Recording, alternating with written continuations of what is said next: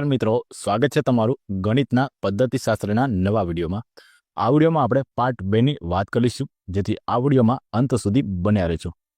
હવે આપણે વિડીયોની શરૂઆત કરીશું। તો પહેલા પ્રશ્નની વાત કરીશું।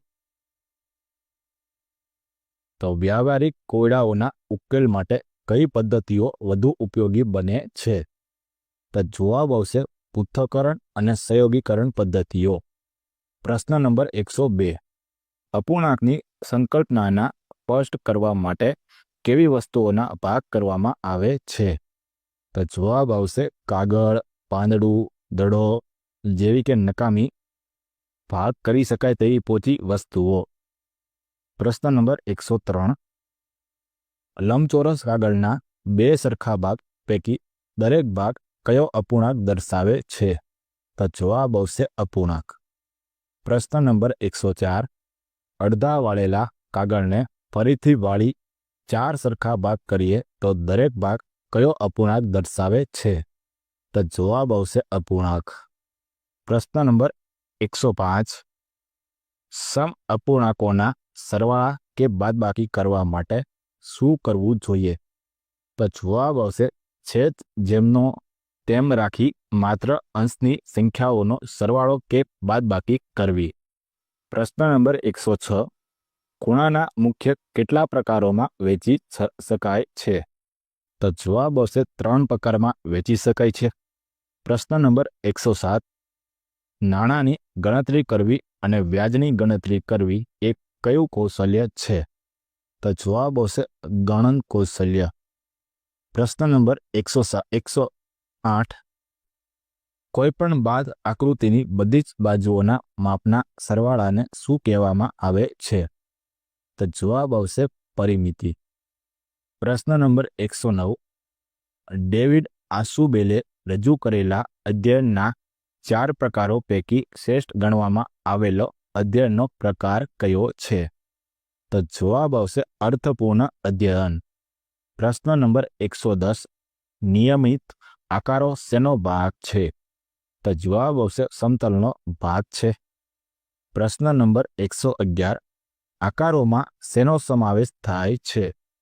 તો જવાબ આવશે ત્રિકોણ, ચોરસ, લંબચોરસ અને વર્તુળનો સમાવેશ આકારોમાં થાય છે। પ્રશ્ન નંબર 112, નિયમિત ઘનાકારોમાં શેનો સમાવેશ થાય છે? તો જવાબ આવશે ગોળો, નળાકાર, શંકુ, પિરામિડ, લંબઘન અને સમઘનનો સમાવેશ કરવામાં આવે છે। પ્રશ્ન નંબર 113, સરખા માપના ચોરસ પુઠ્ઠાની થપ્પી કરતા શું રચાય છે? તો જવાબ આવશે સમઘન। પ્રશ્ન નંબર 114, ક્રમિક રીતે ઉતરતા માપની ત્રિજ્યા ધરાવતા વર્તુળની થપ્પી શું દર્શાવે છે?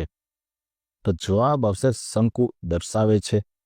પ્રશ્ન નંબર 115, દ્વિપરિમાણીય આકૃતિમાં ઊંચાઈ ઉમેરાતા શું રચાય છે? તો જવાબ આવશે ઘનાકાર રચાય છે। પ્રશ્ન નંબર 116, પ્રાથમિક કક્ષાએ માપનમાં સમાવિષ્ટ એકમો કયા છે? તો જવાબ આવશે સમય, નાણાં, વજન, ગુંજાશ, લંબાઈ અને ક્ષેત્રફળ। પ્રશ્ન નંબર 117, ઘડિયાળનું વાંચન કઈ પદ્ધતિ દ્વારા કરાવવું જોઈએ? તો જવાબ આવશે પ્રયોગ પદ્ધતિ તથા નિદર્શન પદ્ધતિ દ્વારા કરાવવું જોઈએ। પ્રશ્ન નંબર 118, મૌખિક કાર્ય ઓરલ વર્કથી વિદ્યાર્થીઓની કઈ 3 માનસિક શક્તિઓનો વિકાસ થાય છે? તો જવાબ આવશે મૌખિક કાર્યથી વિદ્યાર્થીઓમાં વિચારશક્તિ, ચિંતન અને તર્ક શક્તિનો વિકાસ થાય છે। પ્રશ્ન નંબર 119, આકૃતિએ સમતલમાં રોકેલી જગ્યાના માપને શું કહેવામાં આવે છે? તો જવાબ આવશે ક્ષેત્રફળ કહેવામાં આવે છે। પ્રશ્ન નંબર 120, લંબાઈના માપનનો વ્યવહારમાં વપરાતો મોટો એકમ કયો છે? તો જવાબ આવશે મીટર। પ્રશ્ન નંબર 121, ડેવિડ આસુબેલે રજૂ કરેલા અધ્યયનના 4 પ્રકારોમાંથી કયું અધ્યયન શ્રેષ્ઠ ગણવામાં આવ્યું છે? તો જવાબ આવશે અર્થપૂર્ણ અધ્યયન। પ્રશ્ન નંબર 122 ખૂણાઓને લઘુકોણ, કાટકોણ અને ગુરુકોણમાં વર્ગીકૃત કરવાની અધ્યયન નિષ્પત્તિ કયા એકમ સાથે સંકળાયેલી છે? તો જવાબ આવશે આકાર અને ખૂણા સાથે સંકળાયેલી છે. પ્રશ્ન નંબર 123 વર્તુળાકાર સિક્કાની થપ્પી કયો ઘનાકાર દર્શાવે છે? તો જવાબ આવશે નળાકાર દર્શાવે છે. પ્રશ્ન નંબર 124 લંબચોરસ કાગળના સામસામેના બે ખૂણાને પાછળની તરફ વાળવાથી કયો આકાર બને છે? તો જવાબ આવશે ષષ્ઠકોણ બને છે. પ્રશ્ન નંબર 125 ગણિતમાં પ્રતિભાશાળી સામાન્ય અને નબળા વિદ્યાર્થીઓને તારવવા માટે શું જરૂરી છે? તો જવાબ આવશે મૂલ્યાંકન. પ્રશ્ન નંબર 126 1 લીટર બરાબર કેટલા મિલીમીટર થાય છે? તો જવાબ આવશે 1000 મિલીમીટર થાય છે. પ્રશ્ન નંબર 127 ત્રિકોણના ક્ષેત્રફળનું સૂત્ર શું છે? તો જવાબ આવશે પાયો ગુણ્યા બેધ. પ્રશ્ન નંબર 128 લંબચોરસનું ક્ષેત્રફળ શોધવાનું સૂત્ર શું છે? તો જવાબ આવશે લંબાઈ ગુણ્યા પહોળાઈ. પ્રશ્ન નંબર 129 0 એ સરવાળાની કેવી સંખ્યા છે? તો જવાબ આવશે તટસ્થ સંખ્યા છે. પ્રશ્ન નંબર 130 પરિમિતિ એટલે શું? તો જવાબ આવશે બંધ આકૃતિની બધી જ બાજુઓના માપનો સરવાળો એટલે પરિમિતિ. પ્રશ્ન નંબર 131 ક્ષેત્રફળ એટલે શું? તો જવાબ આવશે આકૃતિ એ સમતલમાં રોકેલી જગ્યાનું માપ એટલે ક્ષેત્રફળ. પ્રશ્ન નંબર 132 ક્ષેત્રફળનો એકમ કયો છે? તો જવાબ આવશે ચોરસ સેન્ટીમીટર કે ચોરસ મીટર તે ક્ષેત્રફળના એકમો ગણાય છે. પ્રશ્ન નંબર 133 અધ્યયનનું કોનું પરિણામ છે? તો જવાબ આવશે મહાવરો, નિરીક્ષણ, અનુકરણ અને અનુકૂલનનું પરિણામ છે. પ્રશ્ન નંબર 134 પિયાજેના મતે જ્ઞાનના બે સ્વરૂપ કયા છે? તો જવાબ આવશે ક્રિયાત્મક જ્ઞાન અને હકીકતલક્ષી જ્ઞાન. પ્રશ્ન નંબર 135 સમીકરણનો ઉકેલ મેળવવો એ કયું જ્ઞાન છે? તો જવાબ આવશે ક્રિયાત્મક જ્ઞાન છે. પ્રશ્ન નંબર 136 ત્રિકોણને 3 ખૂણાઓ હોય છે તે કયા પ્રકારનું જ્ઞાન છે? તો જવાબ આવશે હકીકતલક્ષી જ્ઞાન છે. પ્રશ્ન નંબર 137 90 ડિગ્રીથી મોટા માપના ખૂણાને શું કહે છે? તો જવાબ આવશે ગુરુકોણ. પ્રશ્ન નંબર 138 પિયાજેએ બોધાત્મક વિકાસને કેટલા તબક્કાઓમાં વિભાજિત કર્યો છે? તો જવાબ આવશે 4 તબક્કાઓમાં વિભાજિત કર્યો હતો. પ્રશ્ન નંબર 139 મૂર્ત માનસિક ક્રિયાઓનો તબક્કો કઈ ઉંમરનો હોય છે? તો જવાબ આવશે 7 થી 11 વર્ષનો હોય છે. પ્રશ્ન નંબર 140 મૃત માનસિક ક્રિયાઓના તબક્કામાં બાળકો કયો ખ્યાલ વિકસાવે છે? તો જવાબ આવશે સાતત્યનો ખ્યાલ વિકસાવે છે. પ્રશ્ન નંબર 141 જેરોમ બ્રુનરે ગણિત શીખવતી વખતે કેટલા પ્રકારની સામગ્રીના ઉપયોગ પર ભાર મૂક્યો છે? તો જવાબ આવશે 3 પ્રકારની સામગ્રી ઉપર ભાર મૂક્યો હતો. પ્રશ્ન નંબર 142 મણકાગોળી એ કયા પ્રકારની સામગ્રીનું ઉદાહરણ છે? તો જવાબ આવશે મૂર્ત સામગ્રીનું ઉદાહરણ છે. પ્રશ્ન નંબર 143 ચિત્રો, વિડીયો ફિલ્મ અને સ્લાઇડ્સનો સમાવેશ કઈ સામગ્રીમાં થાય છે? તો જવાબ આવશે અર્ધમૂર્ત સામગ્રીમાં તેનો સમાવેશ કરવામાં આવે છે. પ્રશ્ન નંબર 144 પાઠ્યપુસ્તકમાંની લેખિત સામગ્રી કયા પ્રકારની સામગ્રી છે? તો જવાબ આવશે અમૃત સામગ્રી છે. પ્રશ્ન નંબર 145 આશુબેલે અધ્યયનનું કેટલા પ્રકારમાં વર્ગીકરણ કર્યું છે? તો જવાબ આવશે 4 પ્રકારમાં વર્ગીકરણ કર્યું હતું. પ્રશ્ન નંબર 146 કયા અધ્યયનમાં અધ્યાપક કેન્દ્ર સ્થાને અને અધ્યેતા ગૌણ સ્થાને રહે છે? તો જવાબ આવશે ગ્રહણશીલ અધ્યયનમાં. પ્રશ્ન નંબર 147 આસુબેલની દ્રષ્ટિએ સમસ્યા ઉકેલ એ કયું અધ્યયન છે? તો જવાબ આવશે શોધ અધ્યયન છે. પ્રશ્ન નંબર 148 દશાંશ અપૂર્ણાંકના અધ્યયનમાં સાદા અપૂર્ણાંકના જ્ઞાનનો ઉપયોગ કરવો એ કયું અધ્યયન છે? તો જવાબ આવશે અર્થપૂર્ણ અધ્યયન છે. પ્રશ્ન નંબર 149 કયું અધ્યયન માહિતી અને જ્ઞાન વચ્ચે ઊંડી ખાઈ ઊભી કરે છે? તો જવાબ આવશે ગોખણિયું અધ્યયન. પ્રશ્ન નંબર 150 ગણિતનું અઘરાપણું શેને આભારી છે? તો જવાબ આવશે ભાષાના ભારણને આભારી છે. પ્રશ્ન નંબર 151 પ્રત્યાયન પર અસર કરતું એક પરિબળ જણાવો. તો જવાબ આવશે શિક્ષકની પ્રત્યાયન ક્ષમતા અથવા ભાષા પરનું પ્રભુત્વ અથવા શુદ્ધ ઉચ્ચારો કોઈ પણ એક. પ્રશ્ન નંબર 152 મૂલ્યાંકન એ શિક્ષણ પ્રક્રિયાનું કેવું ઘટક છે? તો જવાબ આવશે ખૂબ મહત્વનું ઘટક છે. પ્રશ્ન નંબર 153 અધ્યાપનની અસરકારકતા તપાસવા માટેની પ્રક્રિયાને શું કહે છે? તો જવાબ આવશે મૂલ્યાંકન કહે છે. પ્રશ્ન નંબર 154 મૂલ્યાંકનની પ્રક્રિયા કેવી હોય છે? તો જવાબ આવશે સતત ચાલુ હોય છે. પ્રશ્ન નંબર 155 ગણિત મૂલ્યાંકનનો હેતુ શું છે? તો જવાબ આવશે ગણિત શિક્ષણના કયા હેતુઓ કેટલા અંશે સિદ્ધ થયા તે નક્કી કરવા. પ્રશ્ન નંબર 156 શિક્ષક રચિત કસોટીના બે મુખ્ય વિભાગો કયા છે?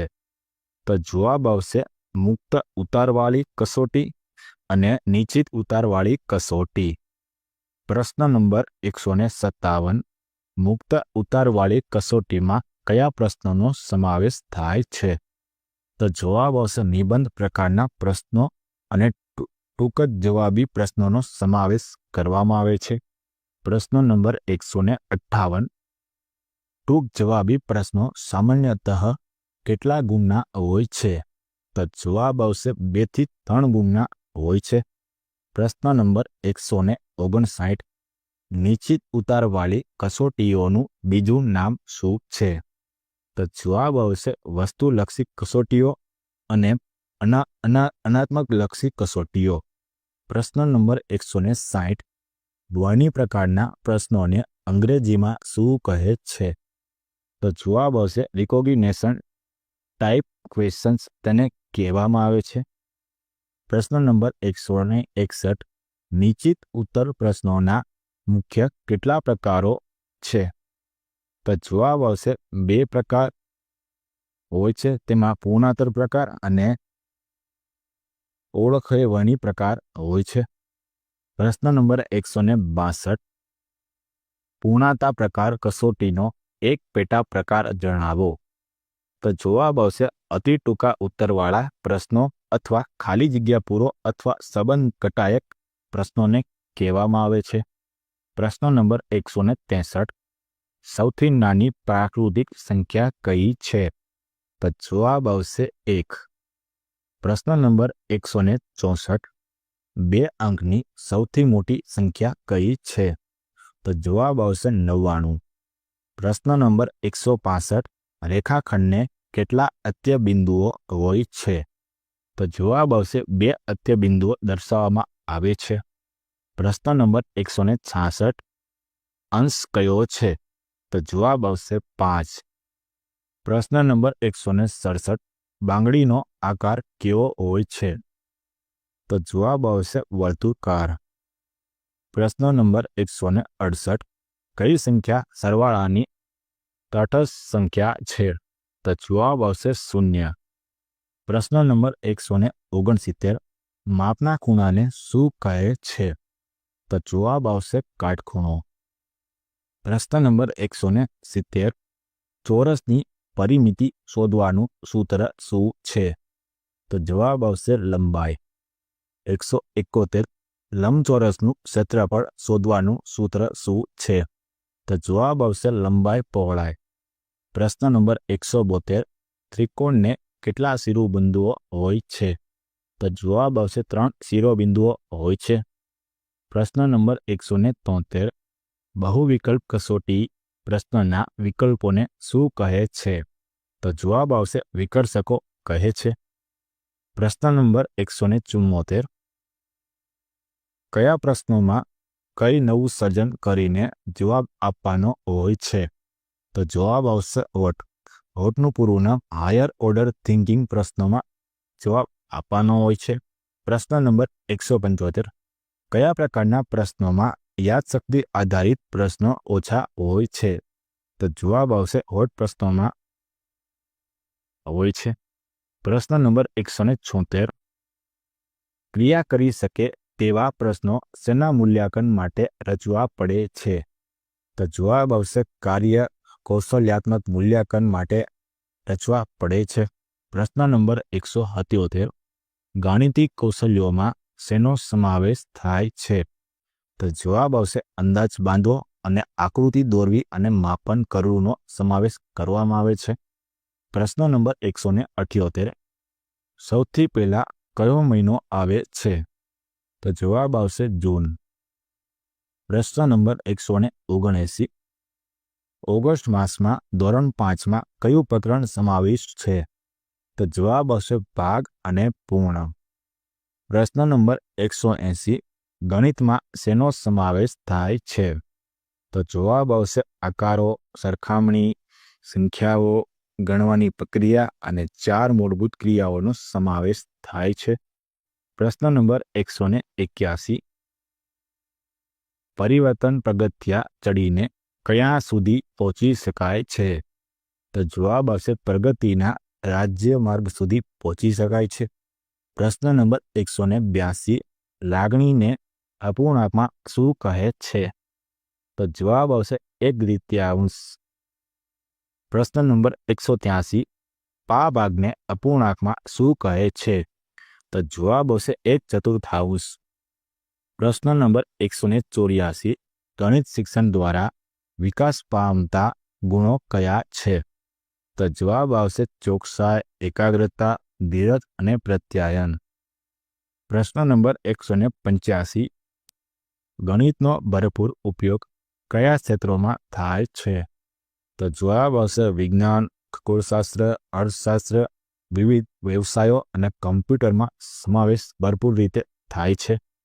પ્રશ્ન નંબર 186 શૈક્ષણિક સાધન સામગ્રીને કેન્દ્રમાં રાખીને કઈ પદ્ધતિમાં પ્રશ્નોત્તરી અને ચર્ચા કરવામાં આવે છે?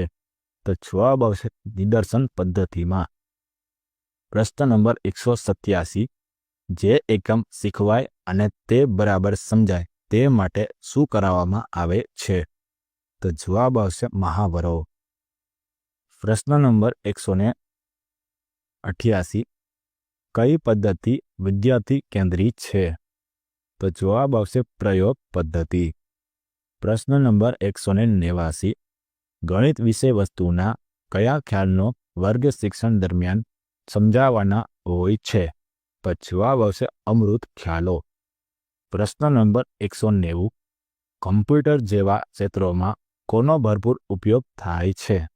તો જવાબ આવશે ગણિતનો ભરપૂર ઉપયોગ કરવામાં આવે છે. પ્રશ્ન નંબર 191 મૂર્ત ઉદાહરણો પરથી અમૃત નિયમ સાબિત કરવો એ કઈ પદ્ધતિ છે?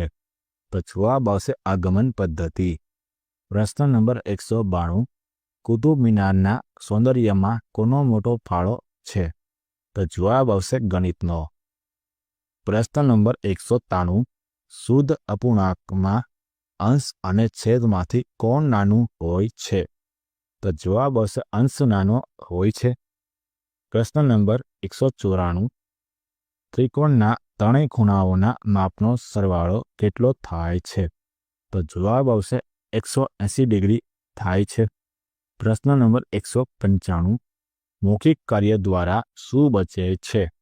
તો જવાબ આવશે સમય, શક્તિ અને શ્રમ બચે છે. પ્રશ્ન નંબર 196 ગણિતની શરૂઆત શેનાથી થાય છે? તો જવાબ આવશે સંખ્યા જ્ઞાનથી ગણિતની શરૂઆત થાય છે. પ્રશ્ન નંબર 197 દશાંકી પદ્ધતિમાં કેટલા પ્રતીકો નિશ્ચિત થયેલા છે? તો જવાબ આવશે 10 પ્રતીકો નિશ્ચિત થયેલા છે. તેમાં 0 થી 9 સુધીના પ્રતીકો દર્શાવવામાં આવે છે. પ્રશ્ન નંબર 198 શુદ્ધ અપૂર્ણાંકની વ્યાખ્યામાં અંશ કેવો હોય છે? તો જવાબ આવશે અંશ નાનો હોય છે. પ્રશ્ન નંબર 199 કયા પ્રકારના અધ્યયન પર લઘુત્તમ ભાર અપાવવો? તો જવાબ આવશે ગોખણિયું અધ્યયન. પ્રશ્ન નંબર 200 ત્રિકોણની પરિમિતિ અને ક્ષેત્રફળની સંકલ્પનાના સ્પષ્ટીકરણ માટે કઈ પદ્ધતિનો ઉપયોગ કરી શકાય છે? તો જવાબ આવશે પ્રયોગ પદ્ધતિનો ઉપયોગ કરી શકાય છે. જો મિત્રો તમને આ વિડીયો પસંદ આવ્યો હોય તો વિડીયોને લાઇક, ચેનલને સબસ્ક્રાઇબ અને કોમેન્ટ બોક્સમાં કોમેન્ટ કરીને જરૂરથી જણાવજો.